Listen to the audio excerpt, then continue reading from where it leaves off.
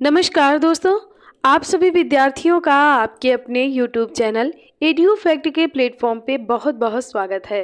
दोस्तों, कल की क्लास में हमने बंगाल के गवर्नर जनरल और भारत के गवर्नर जनरल के विषय में अध्ययन किया था। क्लास ज़्यादा लंबी ना हो इसके लिए हमने क्लास को वहीं स्थगित कर दिया था। आज की क्लास में हम उसके आगे यानी भारत के वायसराय के विषय में अध्ययन करेंगे। दोस्तों, 1857 की क्रांति के समय भारत के गवर्नर जनरल लॉर्ड कैनिंग थे, ठीक है। और जैसे ही 1857 की क्रांति होती है उसके बाद में गवर्नर जनरल के पद को समाप्त करके वायसराय के पद को सृजित किया जाता है, ठीक है। वायसराय का मतलब होता है राजा का प्रतिनिधि। यानी अब भारत में 1857 की क्रांति के बाद भारत में जो कंपनी का शासन था, बीईआईसी का जो शासन था, उसे समाप्त कर दिया गया। बीईआईसी के शासन को समाप्त करके अब सीधा भारत पर ब्रिटेन की महारानी का आधिपत्य स्थापित हो गया। यानी अब यहाँ पर जो शासन चलेगा वो ब्रिटेन की महारानी का चलेगा। अब ब्रिटेन की महारानी वहाँ से शासन करने कैसे आएंगी, इसलिए वहाँ उन्होंने यहाँ पर अपना एक प्रतिनिधि नियुक्त कर दिया, ठीक है। तो भारत का जो अंतिम गवर्नर जनरल था वो था लॉर्ड कैनिंग, और इसे ही भारत का प्रथम वायसराय नियुक्त किया गया महारानी के द्वारा, ठीक है। तो इसे 1858 का से 1862 तक का इसका जो कार्यकाल रहा है वो रहा है कैनिंग का वायसराय के पद पर, और 1856 से 1858 तक का जो कार्यकाल रहा इसका वो रहा भारत के गवर्नर जनरल के विषय में, ठीक है। तो ये अगर देखा जाए तो ये भारत का अंतिम गवर्नर जनरल था और प्रथम वायसराय था, ठीक है। तो इस देखते हैं कि वायसराय हमने कैनिंग के विषय में तब भी पढ़ा था, कल की क्लास में भी, लेकिन तब इसके वो कार्य पढ़े थे जो इसने गवर्नर जनरल के पद पर रहते हुए किए थे, ठीक है। अब हम उन कार्यों को पढ़ेंगे जो कि इसने वायसराय के पद पर रहते हुए किए या जो इसके वायसराय के पद के समय हुए, ठीक है। तो आइए देखते हैं 1858 में क्या हुआ था। 1858 के भारत सरकार अधिनियम द्वारा, जब 1857 की क्रांति के बाद में फिर 1858 का जो भारत सरकार अधिनियम आया उसके द्वारा कंपनी के शासन की समाप्ति कर दी गई, ठीक है। और प्रत्यक्ष नियंत्रण ब्रिटिश के हाथों में चला गया, ठीक है। इसके बाद में यूरोपीय श्वेत विद्रोह हुआ। यूरोपियों का यहाँ पर श्वेत विद्रोह हुआ था फिर 1859 में, और भारत परिषद अधिनियम की स्थापना हुई थी 1861 में। किसके समय में? लॉर्ड कैनिंग के समय में, ठीक है। इसके बाद में आता है लॉर्ड एल्गिन प्रथम। इसका जो समय रहा है वो 1862 से 1863 तक का रहा है। इसके समय में एक काम हुआ है बहावी आंदोलन, ठीक है। बहावी आंदोलन इसके समय में हुआ, और इस बहावी आंदोलन को सल्फी आंदोलन भी कहते हैं, ये भी याद रखिएगा। इसका उपनाम क्या है? सल्फी आंदोलन। ये हुआ था किसके समय में? तो ये लॉर्ड एल्गिन के समय में हुआ था, जिसका कार्यकाल 1862 से 1863 था। एल्गिन के बाद में भारत के वायसराय के पद पर नियुक्त किए जाते हैं लॉर्ड जॉन लॉरेंस को, जिनका समय 1864 से 1869 तक रहा है। इन्हीं के समय में भूटान युद्ध हुआ 1865 में। कोलकाता, मुंबई एवं मद्रास प्रेसिडेंसी में हाई कोर्ट की स्थापना हुई थी। कब? 1865 में, जब समय चल रहा था जॉन लॉरेंस का। इसके बाद में लॉर्ड मेयो आते हैं। लॉर्ड मेयो के समय का जो समय रहा है वो 1869 से 1872 का रहा है, ठीक है। 3 साल ये रहे हैं। काठियावाड़ में राजकोट कॉलेज की स्थापना की थी। किसने? मेयो ने। और भारतीय युवराजों को राजनीतिक प्रशिक्षण देने के लिए अजमेर में एक मेयो कॉलेज की स्थापना की थी। अजमेर में अभी भी मेयो कॉलेज है, बहुत अच्छा कॉलेज है, ठीक है। तो ये अजमेर में मेयो कॉलेज की स्थापना की थी किसने? लॉर्ड मेयो ने, ठीक। भारतीय सांख्यिकी सर्वेक्षण की स्थापना की। कृषि एवं वाणिज्य विभाग की स्थापना की। राज्यों में रेलवे व्यवस्था का शुभारंभ भी इसी ने किया, ठीक है। भारत में अंग्रेजों के समय में प्रथम जनगणना जो प्रारंभ की गई थी वो मेयो के समय में की गई थी 1872 में। इसके बाद में इसकी हत्या कर दी गई। कहाँ? अंडमान निकोबार द्वीप समूह में। कहाँ पर किसने कर दी? तो ये शेर अली अफरीदी नामक एक कैदी था, उसी के द्वारा इसकी हत्या कर दी गई थी। इसके बाद में 1872 से 1876 तक नॉर्थ ब्रुक रहा है। कौन? वायसराय। इसने 1875 में प्रिंस ऑफ वेल्स की भारत यात्रा की, मतलब इसके समय में प्रिंस ऑफ वेल्स ने भारत की यात्रा की थी, ठीक है।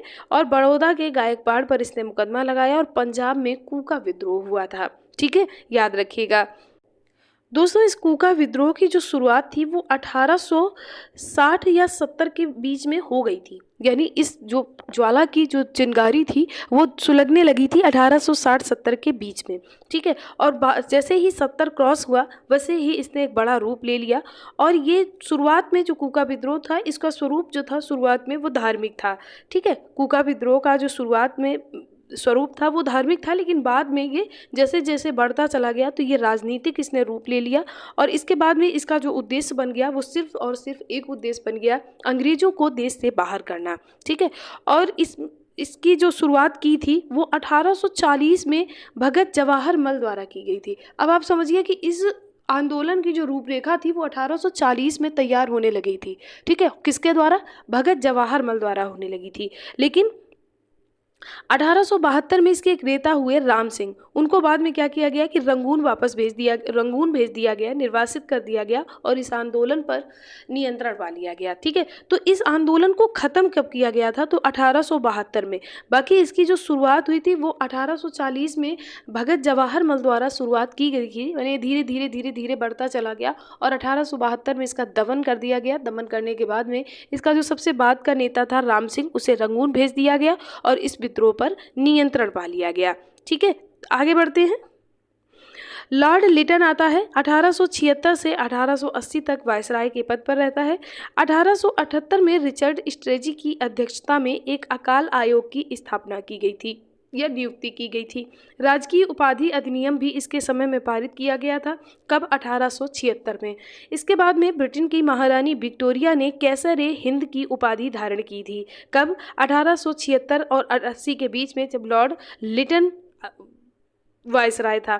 1878 में वर्नाकुलर प्रेस एक्ट पारित किया। 1878 में शस्त्र अधिनियम इसी के समय में पारित हुआ। इसके बाद में 1878 से 1880 के बीच में द्वितीय अफगान युद्ध हुआ। किसके समय में? लॉर्ड लिटन के समय में। आगे बढ़ते हैं। अब लिटन के बाद में रिपन आता है। ये एकमात्र यहूदी वायसराय था, ये भी लिख लेना, ये यहूदी वायसराय था। कौन? रिपन, ठीक है। वर्नाकुलर प्रेस एक्ट की समाप्ति इसने कर दी। कब? 1882 में। इसके बाद में 1881 में श्रमिकों की दशा में सुधार के लिए इसने प्रथम कारखाना अधिनियम पारित किया। किसने प्रथम कारखाना अधिनियम पारित किया? 1881 में लॉर्ड रिपन द्वारा पारित किया गया। वित्तीय विकेंद्रीकरण की नीति का इसने नियमितीकरण भी किया था और स्थानीय स्वशासन संबंधी सरकारी प्रस्ताव भी पारित किए। कब? 1882 में। इसके बाद में 1882 में ही इसने सर विलियम हंटर की अध्यक्षता में एक शिक्षा आयोग की नियुक्ति की गई थी, हंटर आयोग जिसे कहा जाता है। और इसमें प्राथमिक शिक्षा पर, यानी प्राथमिक शिक्षा के जो बच्चे हैं उन पर फोकस करने की बात कही गई थी। उनकी शिक्षा किस भाषा में होनी चाहिए, किस प्रोसेस से होनी चाहिए, उनमें कितना व्यय किया जाना चाहिए, ये सभी हंटर आयोग की अध्यक्षता में कहा गया था, ठीक है। इसके बाद में 1882 से 84 में इल्बर्ट बिल विवाद आया। इल्बर्ट बिल आया, उसमें विवाद हुआ। कब हुआ? 1883-84 के बीच में। किसके समय में हुआ? तो रिपन के समय में हुआ। 1881 में नियमित जनगणना प्रारंभ हो गई, जो कि हमने मेयो के समय में देखी थी, ठीक है। वो अब नियमित हो गई। वो हमने 1872 में देखी थी। ये नियमित जनगणना जो थी वो प्रारंभ कर दी गई किसके? रिपन के समय में। इसके बाद में लॉर्ड डफरिन आते हैं। डफर थे, इसीलिए इनके समय में कांग्रेस की स्थापना हुई थी, ठीक है। अब देखते हैं 1885 में इन्हीं के समय में तृतीय बर्मा युद्ध हुआ। 1885 में भारतीय राष्ट्रीय कांग्रेस की स्थापना हुई। कब? वहाँ पर कौन था? डफरिन था, ठीक है। A.O. ह्यूम, उनको आप पढ़ते होंगे, नहीं पढ़ते तो अभी आगे चल के हम इस क्लास को डिटेल में पढ़ेंगे। आज आप इस क्लास को कंप्लीट कर लीजिए। 1887 में इलाहाबाद विश्वविद्यालय की स्थापना हुई थी। ये चीज़ बहुत ज़्यादा इंपॉर्टेंट हो जाती है यदि आप उत्तर प्रदेश से संबंधित हैं, ठीक है। तो याद रखिएगा कि 1887 में इलाहाबाद विश्वविद्यालय की स्थापना की गई थी। किसके समय में? डफरिन के समय में। इसके बाद में आते हैं लॉर्ड लॉन्सडाउन। ये 1880 से 1894 तक भारत में वायसराय के पद पर रहते हैं। इनके समय में द्वितीय कारखाना अधिनियम आया।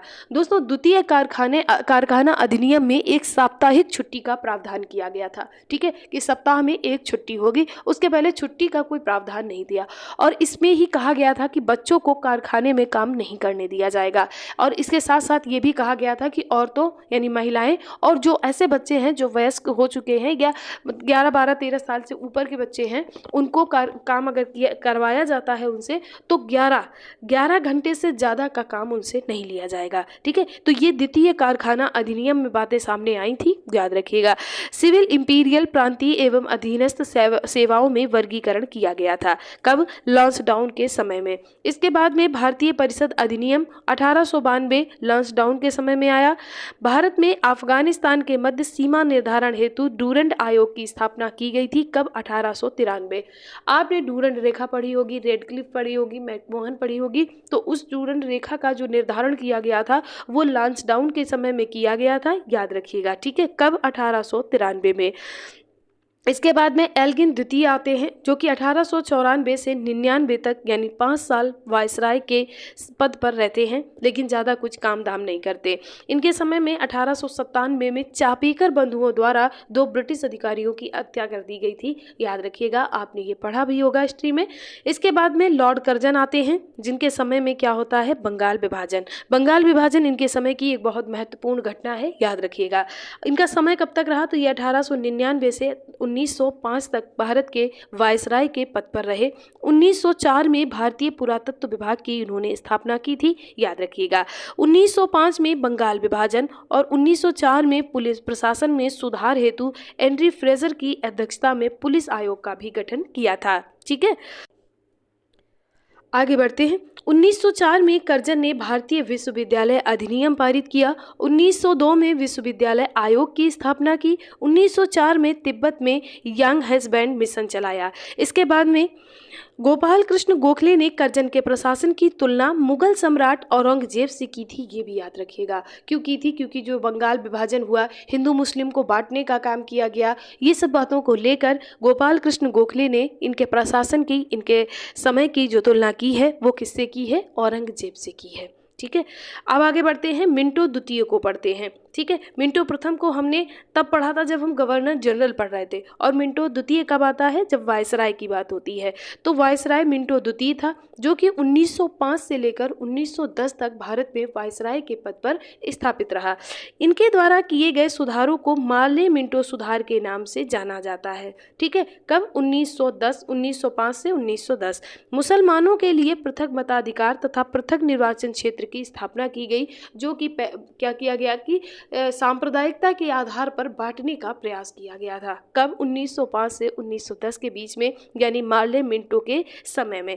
ठीक है, मिंटो उस समय वायसराय था और जो मार्ले था वो सचिव था। तो इसके जो समय के कामों को नियुक्त करते हैं, हम इंडिकेट करते हैं, तो किससे करते हैं? मार्ले मिंटो से करते हैं। ठीक है, विभाजन विरोधी और स्वदेशी आंदोलन को लोकप्रिय बनाया। 1907 में जब लॉर्ड मिंटो द्वितीय भारत का वायसराय था, उस समय 1907 में सूरत में एक अधिवेशन होता है, जिसमें नरम दल और गरम दल वाले आपस में भिड़ जाते हैं और कांग्रेस का विभाजन हो जाता है। गरम दल अलग चल देते हैं और नरम दल अलग चल देते हैं। यही जाकर 1916 में जब कांग्रेस का अधिवेशन होता है अंबिका चरण मजूमदार जी की अध्यक्षता में, तो वहाँ पर गरम दल नरम दल आपस में फिर मिल जाता है। ठीक है, और यहाँ रास बिहारी घोष अध्यक्षता करते हैं, और यहाँ पर क्या होता है कि दोनों गरम दल और नरम दल आपस में अलग हो जाते हैं। 1906 में आगा खां द्वारा मुस्लिम लीग की स्थापना होती है। उस समय मिंटो द्वितीय वायसराय होता है। इसके बाद में आता है लॉर्ड हार्डिंग द्वितीय, जो कि 1910 से लेकर 1916 तक वायसराय के पद पर रहता है। 1911 में इसके समय में क्या होता है? बंगाल प्रेसिडेंसी की स्थापना होती है। 1911 में भारत की राजधानी को कोलकाता से दिल्ली स्थानांतरित कर दिया जाता है। ठीक है, कब? 1911 में। इसके बाद में 1915 में क्या होता है? मदन मोहन मालवीय जी द्वारा हिंदू महासभा की स्थापना की जाती है और जॉर्ज पंचम की भारत यात्रा के उपलक्ष्य में दिल्ली दरबार का आयोजन किया जाता है। जब कोई ब्रिटेन से बाहर से अपने यहाँ आता था तो उसके सम्मान में वो किया जाता था, दरबार का आयोजन किया जाता था। ठीक है, उसी को दिल्ली दरबार कहा गया है और इसी दिल्ली दरबार में बंगाल विभाजन को रद्द कर दिया गया था। कब? 1911 में। ठीक है, और इसी समय में वो जन गण मन अधिनायक जय हे रविंद्रनाथ टैगोर जी द्वारा इन्हीं के सम्मान में लिखा गया था। बाद में उसे भारत का राष्ट्रगान बना दिया गया।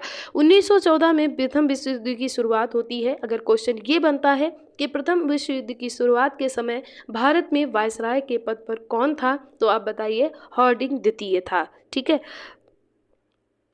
अब आते हैं जेम्स फोर्ड। अब फोर्ड देखते हैं क्या क्या करते हैं। फोर्ड करते हैं 1916 से 21 तक तो ये भारत में रहते हैं। सबसे पहली बात यही है। 1916 में इन्हीं के समय में तिलक एवं एनी बेसेंट द्वारा पृथक पृथक होम रूल की स्थापना की जाती है। ठीक है, आगे बढ़ते हैं। 1916 में कांग्रेस का लखनऊ अधिवेशन होता है। अभी मैंने आपको बताया लखनऊ अधिवेशन होता है। लखनऊ अधिवेशन होने के बाद में क्या होता है कि लखनऊ अधिवेशन होता है और वहाँ अंबिका चरण मजूमदार जी अध्यक्षता करते हैं। और जो सूरत में 1907 में जो सूरत में गरम दल और नरम दल अलग अलग हो जाते हैं, उनका फिर से पैचअप हो जाता है। ठीक है, जो ब्रेकअप 1907 में हुआ था वो 1916 में पैचअप में बदल जाता है।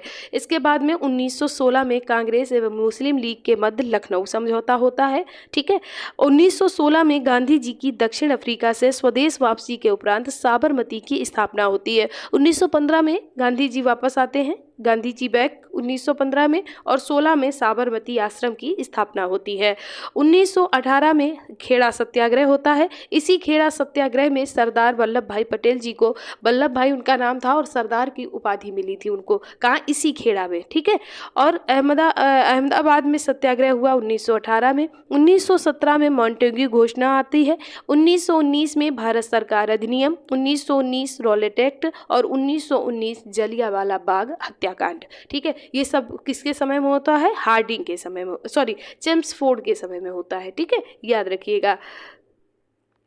इसके बाद में असहयोग एवं खिलाफत आंदोलन का प्रारंभ भी जेम्स फोर्ड के समय में होता है। 1916 में पुणे में महिला विश्वविद्यालय की स्थापना की जाती है। 1917 में शिक्षा व्यवस्था में सुधार के लिए सैडलर आयोग की नियुक्ति की जाती है। इसके बाद में 1 अगस्त 1920 को बाल गंगाधर तिलक जी की मृत्यु हो जाती है और इसी दिन असहयोग आंदोलन भी प्रारंभ किया जाता है। इसके बाद में SP सिन्हा की बिहार के गवर्नर के पद पर नियुक्ति होती है, जो कि ये एक प्रथम भारतीय थे जो गवर्नर के पद पर नियुक्त हुए थे।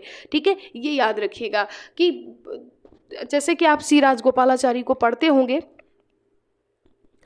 तो जैसे इनको है ये SP सिन्हा जी हैं जो कि बिहार के गवर्नर के पद पर नियुक्त हुए थे और ये भारत के प्रथम ऐसे व्यक्ति थे जो गवर्नर के पद पर नियुक्त हुए थे।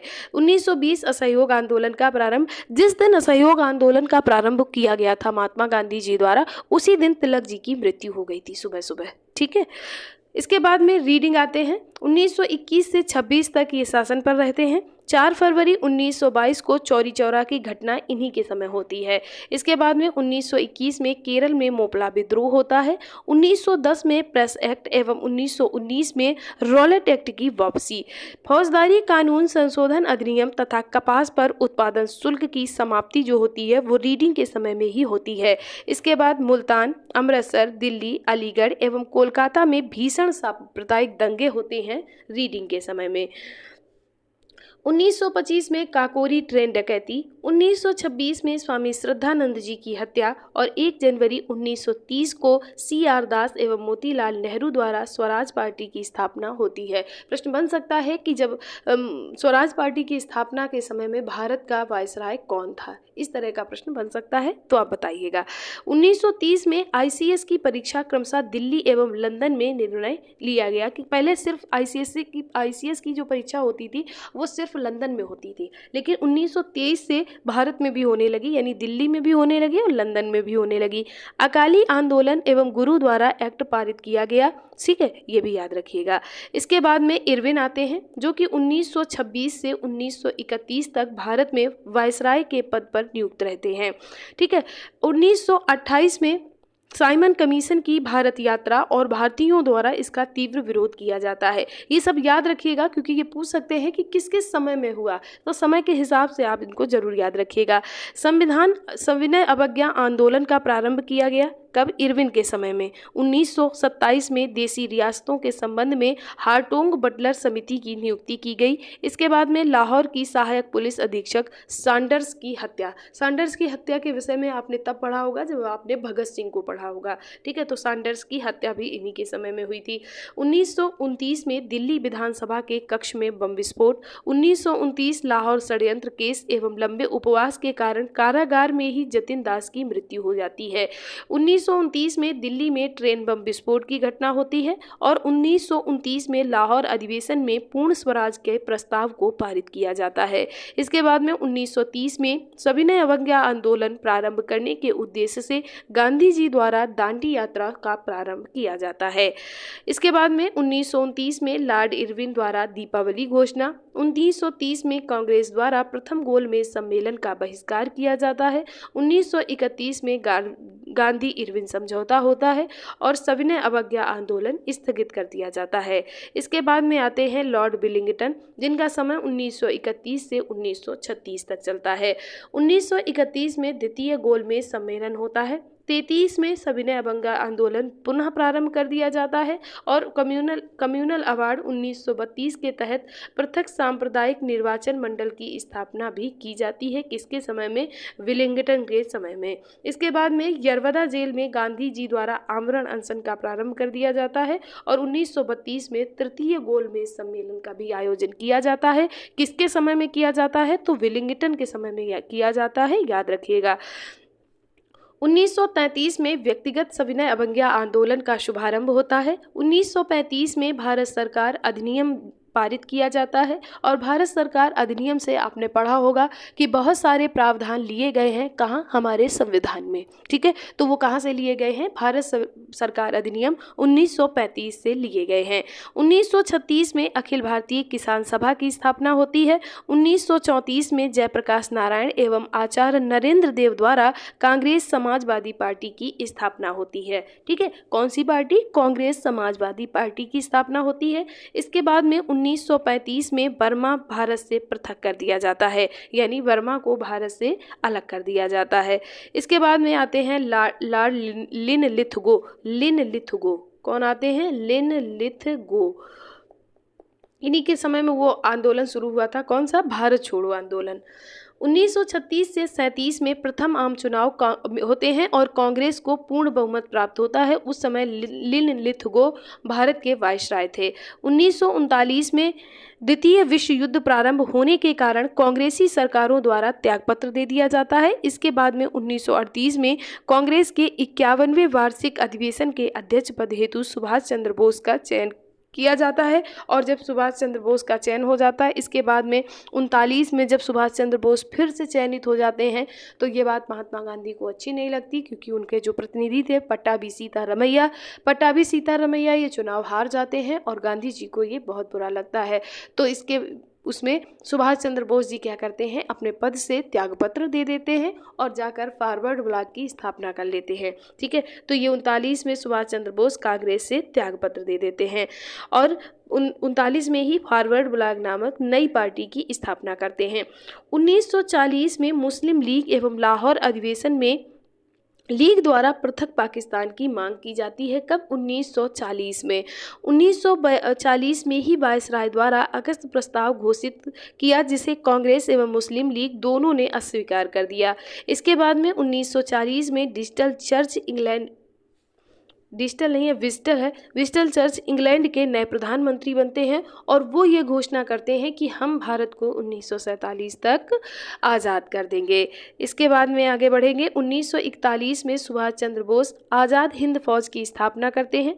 क्रिप्स मिशन का भारत आगमन एवं मिशन अपने उद्देश्यों में असफल रहता है। 1942 कांग्रेस द्वारा भारत छोड़ो प्रस्ताव पारित किया गया। इसके बाद में 1944 में ही मुस्लिम लीग ने अपने कराची अधिवेशन में अंग्रेजों को बांटो एवं वापस जाओ का नारा दिया। इसके बाद में बांटो का मतलब देश को बांटो, पाकिस्तान, भारत, और अपने घर जाओ। लॉर्ड वेवेल आते हैं जो कि 1944 से 1947 तक भारत के वायसराय रहते हैं। 1944 में सी राजगोपालाचारी ने CR फार्मूला प्रस्तुत किया था, ठीक है, कब? वेवेल के समय में। 1944 में गांधी जी एवं मोहम्मद अली जिन्ना की वार्ता होती है जो कि असफल रहती है। इसके बाद में 42 में वेवेल योजना एवं शिमला सम्मेलन होता है। 45 में द्वितीय विश्व युद्ध समाप्त होता है। 46 में कैबिनेट मिशन का भारत आगमन, कांग्रेस ने मिशन के प्रस्ताव को स्वीकार कर लिया था, ठीक है। इसके बाद में 16 अगस्त 1946 को मुस्लिम लीग द्वारा प्रत्यक्ष कार्यवाही दिवस मनाया गया। 1946 में संविधान सभा के गठन के लिए चुनाव आयोजित किए गए और कांग्रेस द्वारा अंतरिम सरकार की स्थापना की गई। 20 फरवरी 1947 को ब्रिटेन के प्रधानमंत्री क्लीमेंट एटली ने भारत को स्वतंत्रता देने की घोषणा कर दी। इसके बाद में आते हैं माउंटबेटन, ठीक है। माउंटबेटन 1947 से 48 तक भारत के वायसराय रहते हैं। ये 3 जून की घोषणा की गई, इनके समय में 3 जून की घोषणा की गई और ब्रिटेन के हाउस ऑफ कॉमन्स में भारत स्वतंत्रता अधिनियम प्रस्तुत पारित किया गया। बंगाल के विभाजन हेतु रेडक्लिफ आयोग का गठन किया गया, ठीक है, और भारत में पूर्ण स्वतंत्रता एवं भारत का विभाजन किया गया। पाकिस्तान नामक एक नए राष्ट्र की स्थापना की गई, ठीक है। तो ये अंतिम वायसराय थे और स्वतंत्र भारत के ये प्रथम गवर्नर जनरल थे, क्योंकि जब भारत स्वतंत्र हो जाता है उस समय भारत स्वतंत्र होने के बाद में ब्रिटेन का कोई प्रतिनिधि हमारे यहाँ आए, ये बात सही नहीं थी। तो हमने उस पद को बहिष्कार कर दिया, हटा दिया, वायसराय के पद को समाप्त कर दिया और गवर्नर जनरल के पद को फिर से सृजित कर दिया। तो माउंटबेटन जो थे वो भारत के लास्ट वायसराय थे और फर्स्ट गवर्नर जनरल थे स्वतंत्र भारत के, ठीक है। और इनके बाद में सी राजगोपालाचारी को गवर्नर जनरल बनाया गया। उसके बाद से फिर गणतंत्र देश हो गया और फिर गवर्नर जनरल का पद हटा के राष्ट्रपति के पद का सृजन किया गया, ठीक है। तो आज की क्लास यहीं तक थी। आपको कैसी लगी ये आप हमें कमेंट करके ज़रूर बताइए। वीडियो पसंद आए तो लाइक करें, दोस्तों के साथ शेयर करें और चैनल को सब्सक्राइब जरूर कर लें। आप सभी विद्यार्थियों का एक बार दिल से बहुत बहुत धन्यवाद।